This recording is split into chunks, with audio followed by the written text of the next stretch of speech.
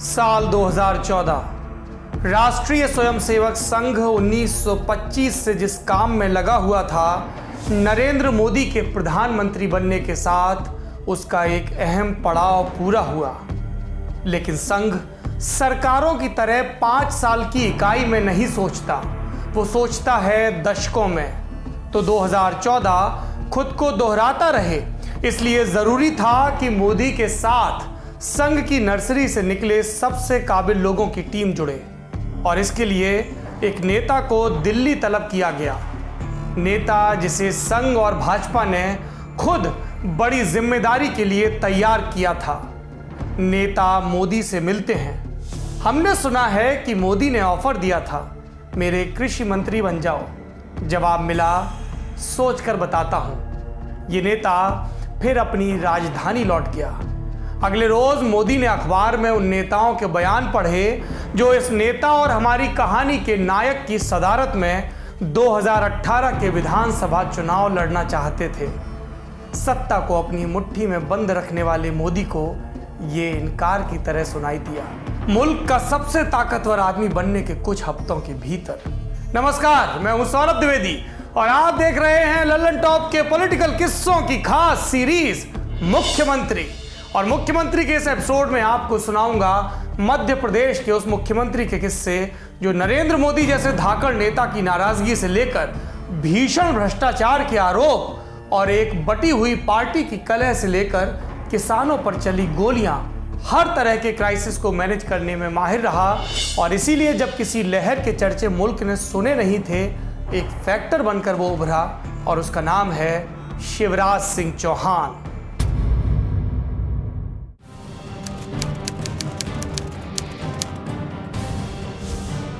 एक ऐसा इंटरव्यू नहीं होता या एक ऐसी चुनावी सभा नहीं होती जिसमें शिवराज ये ना बताएं कि वो एक किसान के बेटे हैं। भोपाल तब एक छोटी सी तहसील हुआ करता था, जिला लगता था सीहोर। इसी सीहोर के जैत गांव में 5 मार्च 1959 को प्रेम सिंह चौहान और सुंदरबाई चौहान के यहाँ शिवराज का जन्म हुआ। 16 के थे तभी ABVP से जुड़ गए। कॉलेज गए तो स्टूडेंट यूनियन के अध्यक्ष हुए। फिर भोपाल की बरकतुल्लाह यूनिवर्सिटी से फिलॉसफी में MA किया। यहाँ शिवराज पहली बार शिखर पर पहुंचे, गोल्ड मेडल हासिल किया। शिवराज इमरजेंसी में जेल भेजे गए थे। इन्हें भी कैलाश जोशी की तरह मीसा वाली जेल फली। बाहर आकर इन्होंने ग्रो ही किया। ABVP के संगठन मंत्री बना दिए गए। शिवराज 84 में कहाँ थे पूछने पर बुरा नहीं मानेंगे, बता देंगे कि उस साल अखिल भारतीय विद्यार्थी परिषद का प्रदेश मंत्री बना था। फिर शिवराज को बनाया गया मध्य प्रदेश भारतीय जनता युवा मोर्चा का अध्यक्ष। पर शिवराज का मोमेंट आया अक्टूबर 1989 में। इस साल युवा मोर्चा ने एक क्रांति मशाल यात्रा निकाली। जब यात्रा भोपाल में खत्म हुई तो इसमें 1 लाख से ज़्यादा युवा पहुंचे। इस भीड़ ने शिवराज को बना दिया नेता। पदयात्राएं खूब करते थे तो पाँव पाँव वाले भैया के नाम से मशहूर हो गए। और इस नेता पर नज़र पड़ी भावी और पूर्व CM सुंदरलाल पटवा की। 1990 में हुए विधानसभा चुनाव में शिवराज ने युवा मोर्चा वालों को 23 टिकटें दिलवाई। शिवराज का नाम तो तय था, लेकिन वो बुधनी से लड़ेंगे इसकी भूमिका बनाई 1989 में विदिशा से सांसद बने राघव जी ने। राघव जी को दिल्ली की राह पकड़नी थी तो वो इलाके में अपने लोग बैठाना चाहते थे। शिवराज का सितारा जब लगातार मजबूत हो रहा था, राघव जी की उनसे करीबी रही थी। तो राघव जी की सलाह रही कि शिवराज बुधनी से लड़े। ये एक फंसी हुई सीट थी, लेकिन शिवराज लड़े और जीते।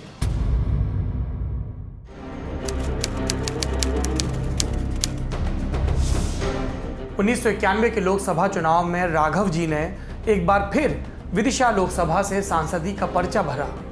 लेकिन पर्चा जमा करने के 1 रोज पहले अटल बिहारी वाजपेयी ने भी पर्चा भर दिया। आडवाणी की युक्ति थी ये, सुरक्षित सीट से अटल को लड़वाया जाए। विदिशा ऐसी ही एक सीट थी। राघव जी को अटल के लिए जगह बनानी ही थी। अटल विदिशा से जीते ये मध्य प्रदेश भाजपा के लिए नाक का सवाल था। इसलिए अटल के चुनाव में काम करने भेजा गया शिवराज जैसे जुझारू नेताओं को। अटल जीत गए। उन्होंने लखनऊ सीट अपने पास रखी और विदिशा में उपचुनाव का ऐलान हुआ। और इन चुनाव में भाजपा से कौन लड़ा?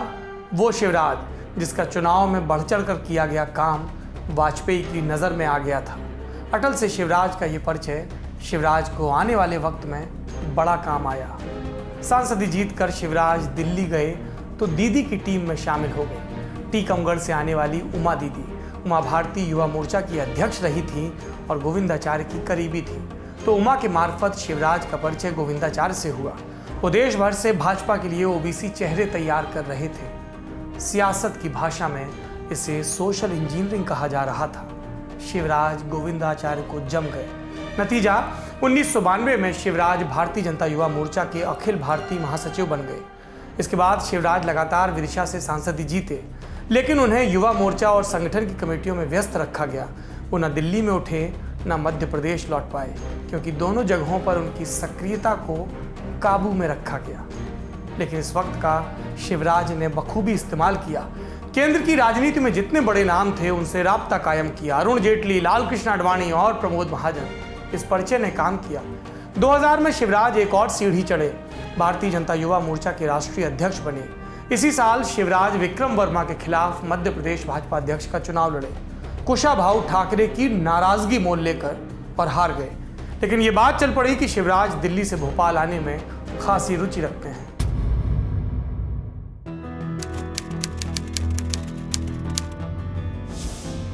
उन्नीस सौ 1990 में हुए चुनाव में भाजपा का स्कोर था 320 में 220, लेकिन इसके बाद पार्टी उस हद तक गुटबाजी का शिकार हुई थी कि दिग्विजय को जीतने के लिए ज्यादा कुछ नहीं करना पड़ा। मैनेजमेंट से काम चल गया।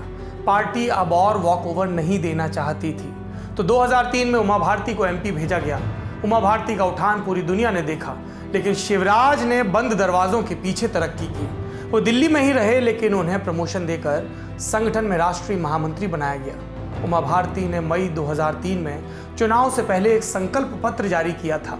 ये जारी होने के ठीक एक दिन पहले महू में तैयार हुआ था और इसे तैयार करने वालों में थे कप्तान सिंह सोलंकी, गौरी शंकर शेजवार, कैलाश जोशी, अनिल माधव दवे और शिवराज सिंह चौहान। चुनाव में महामंत्री शिवराज से कहा गया कि राघोगढ़ से दिग्विजय के खिलाफ लड़े।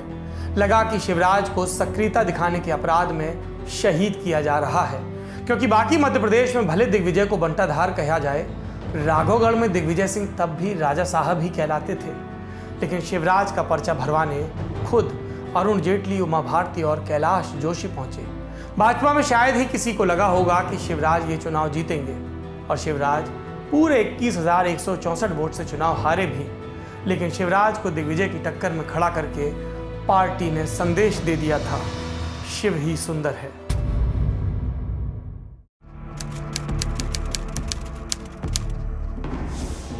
दो 2003 में उमा भारती मुख्यमंत्री भी नहीं थी कि उनकी सक्रियता भाजपा में कई नेताओं को खलने लगी थी।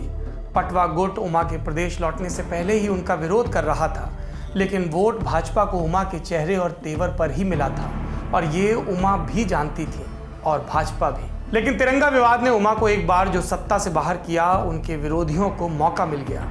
चूंकि उमा ने अपने कार्यकाल के दौरान ज्यादा दोस्त नहीं बनाए थे, इसलिए जब तिरंगा विवाद से उमा को छुटकारा मिला, तब भी उन्हें सीएम पद पर वापसी के लिए जरूरी मदद नहीं मिली। उमा को लगा था कि बाबूलाल गौर उनके खड़ाऊं रखकर राज करेंगे, समय पर कुर्सी खाली भी करेंगे।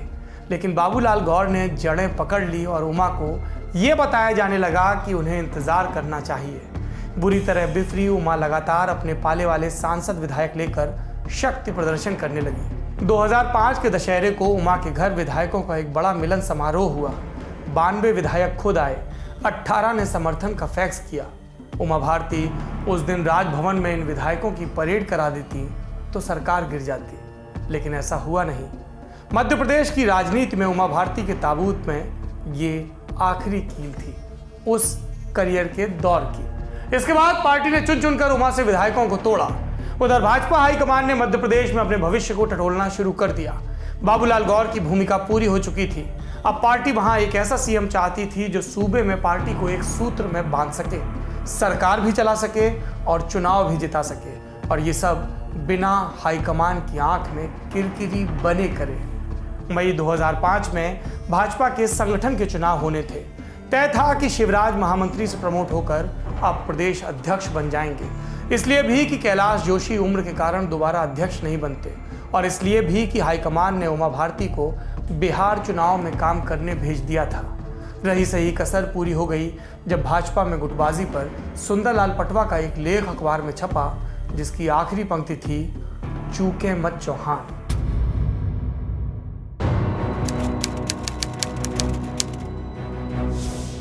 उमा भारती ने गौर के खिलाफ कैंपेन तेज किया तो एक दिन शिवराज सिंह चौहान विधानसभा की कार्रवाई देखने पहुंच गए। विधायक उन्हें देखकर मेज पीटने लगे। बाहर निकले तो विधायक भी साथ में निकले और इर्द गिर्द जमा हो गए। भाजपा का संसदीय बोर्ड समझ गया कि समय आ गया है। अरुण जेटली ने बाबूलाल गौर को फोन मिलाया। गौर इंदौर के राजवाड़ा में दुर्गा वाहिनी के कार्यक्रम में थे। शोर था। गौर ने कहा, आवाज नहीं आ रही, लेकिन वो संदेश समझ गए।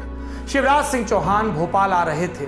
उमा को मालूम चला तो उन्होंने गौर से कहा, आप कसम से बंधे हैं, इस्तीफा मत दीजिए। गौर जानते थे कि उनके पास शिवराज के लिए जगह बनाने के अलावा कोई चारा नहीं है। इसलिए जब उमा ने उन्हें इस्तीफा देने से मना किया तो गौर ने शपथ में टेक्निकल समस्या बता दी। उमा भागते भागते दिल्ली पहुंची। वहां प्रमोद महाजन ने डाइनिंग टेबल पर जूठे बर्तनों के सामने उमा से कह दिया, मुख्यमंत्री शिवराज ही बनेंगे, बस।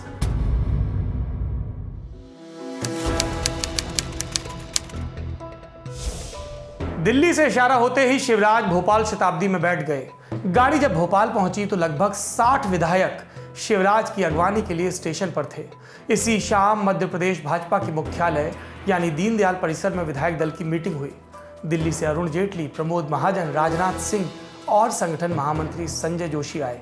सिर्फ विशेष उपस्थिति देने नहीं, किसी भी बगावत की गुंजाइश खत्म कर ले। बैठक शुरू हुई।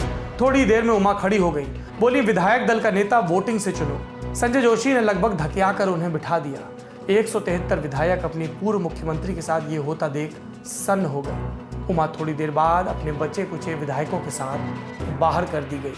उमा के समर्थकों ने दीनदयाल परिसर का गेट तोड़ दिया। पुलिस को लाठियां भांजनी पड़ी। उमा भारती बाहर आकर गुस्से में बोलते बोलते एक लाल बत्ती लगी एम्बेसडर पर चढ़ गई और चेतावनी दी कि वो अपने अपमान का बदला लेंगी। लेकिन समय आने पर किसी चीज को रोका नहीं जा सकता। 154 विधायकों ने शिवराज को मुख्यमंत्री चुन लिया। मुख्यमंत्री के अगले एपिसोड में आपको बताएंगे कि यहां से आगे क्या हुआ, कि शिवराज ने कैसे एक भाजपा हाईकमान के मार्फत हुई राजनीतिक नियुक्ति से लेकर एक घाघ राजनेता तक का सफर पूरा किया।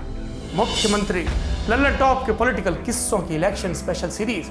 इस सीरीज के बारे में, इस एपिसोड के बारे में आपकी जो भी राय हो कमेंट बॉक्स में जरूर दर्ज करवाएं।